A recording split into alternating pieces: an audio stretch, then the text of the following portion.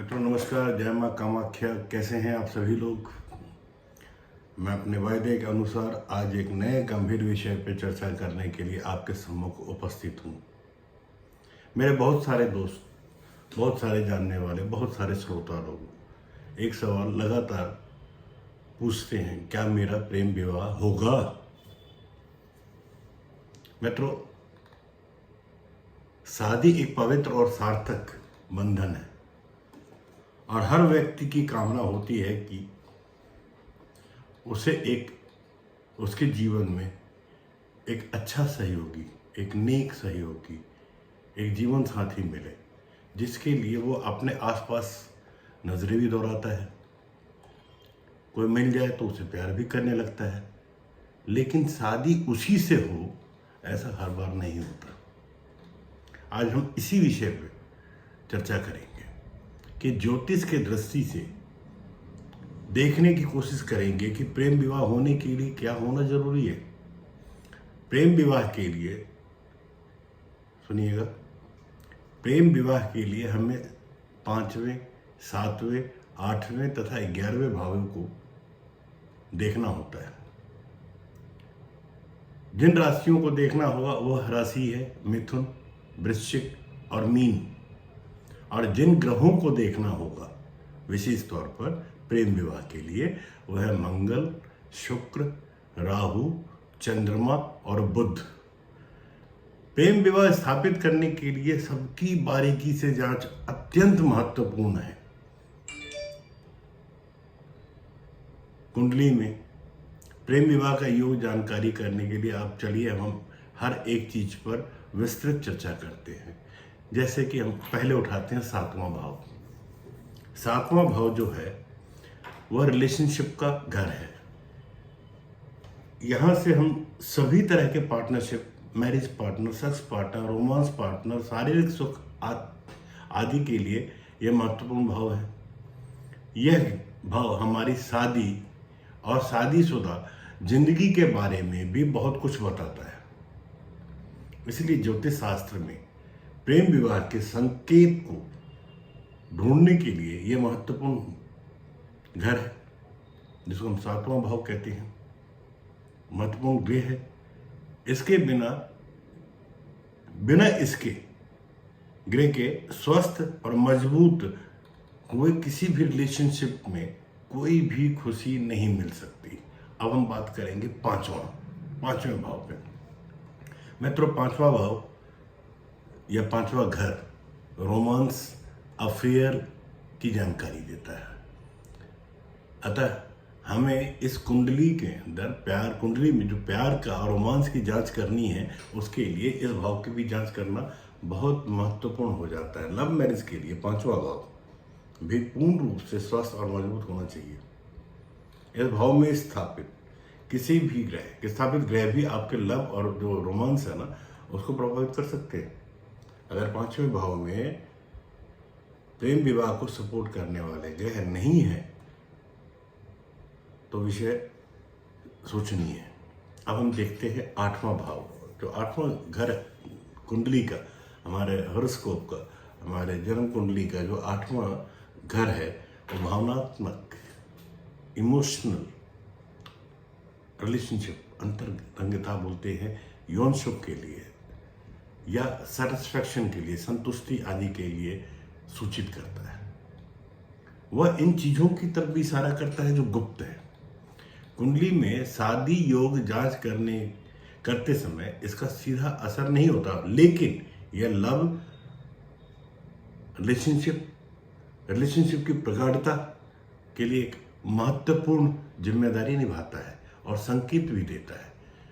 मित्रों, अब हम महत्वपूर्ण घर, जिसको हम कहते हैं 11वां भाव, ये घर हमें सफलता, लाभ, हमारी इच्छा, हमारे दोस्तों, हमारे पारिवारिक संबंधों के बारे में महत्वपूर्ण जानकारी देता है।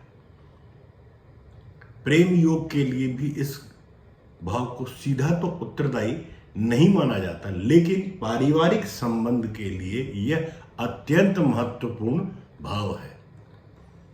अब हम चर्चा करेंगे साहब कि कौन से ग्रह हमारे प्रेम विवाह को सार्थक बनाता है। उसमें सबसे पहले हम शुक्र ग्रह के बारे में, यह ग्रह जो है प्यार, रोमांस और जो भी सुंदर वस्तु देखने में है उसका ये प्रतीक है।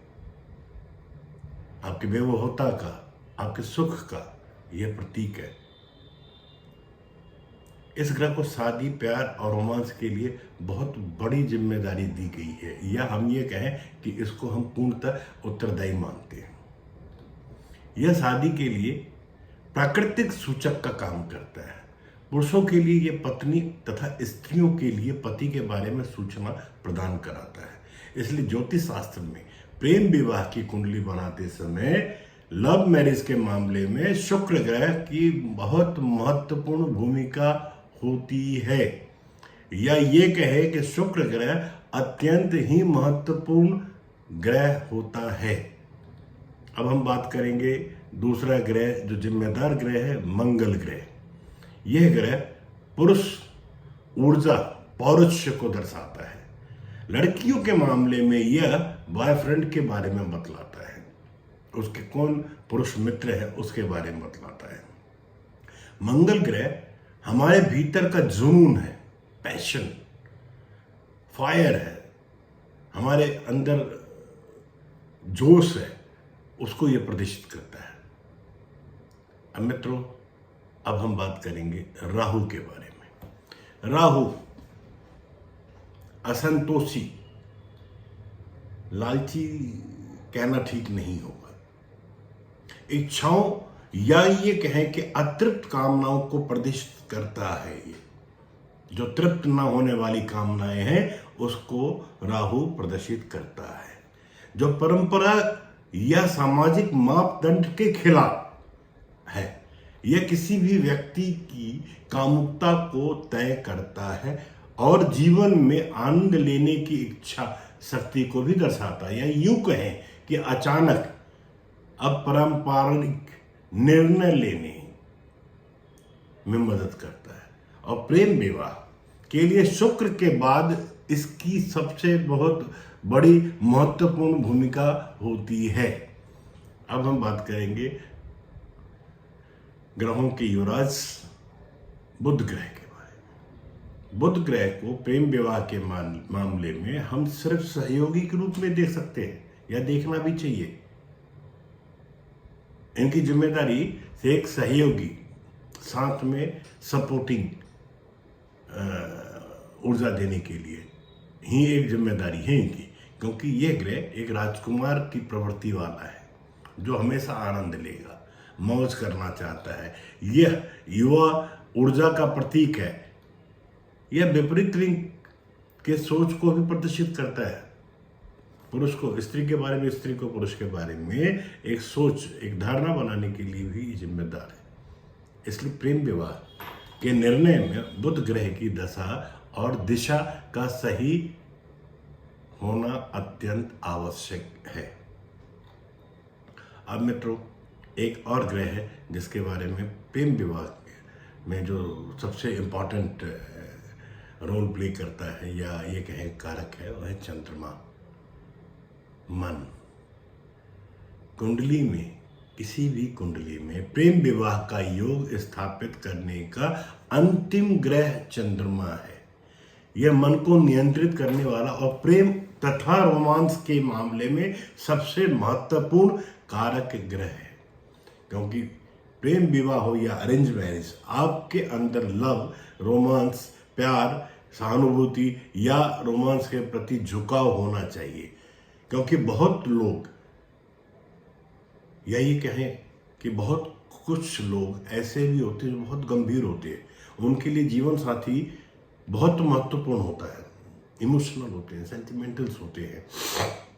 और कुछ लोग इतने प्रैक्टिकल होते हैं कि उनके लिए लव रोमांस में पढ़ना जस्ट टाइम पास होता है। अतः अब अंत में हम थोड़ी राशियों की भी बात कर लें। अगर आप मिथुन राशि, कर्क, तुला या वृश्चिक, कुंभ, मीन राशियों में आरोही चंद्रमा के साथ पैदा हुए हैं, तो आपके लिए अरेंज मैरिज की तुलना में लव मैरिज का चुनाव करना बेहतर होगा। मित्रों, ज्योतिष एक बहुत बड़ा विषय है। उपरोक्त जो भी हमने कारणों पर चर्चा की या देखा है, अगर आप ज्योतिष की विषय के बारे में हल्की सी भी जानकारी रखते होंगे तो ये जो चर्चा है आपके लिए बहुत उपयोगी होगा। लेकिन व्यक्तिगत जानकारी अगर आप चाहते हैं तो आप मुझसे संपर्क कर सकते हैं। कमेंट बॉक्स में आप अपनी समस्याओं के साथ में मुझे अपनी जानकारी दे सकते हैं, अपनी डिटेल्स दे सकते हैं। तब तक के लिए जय मां कामाख्या, नमस्कार, शुभम भवती।